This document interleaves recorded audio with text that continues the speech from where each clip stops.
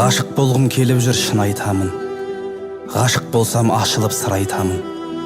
Есіріп кеткен мынау жүрегімді ессіз ғашық қылғанда мұң айтамын.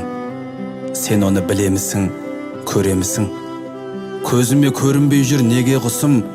Білмеймін, мұңайғаннан ләззат алам, жүрегімнің ішінде өлең үшін. Жүрек емес, сезімнің ақ құсығым.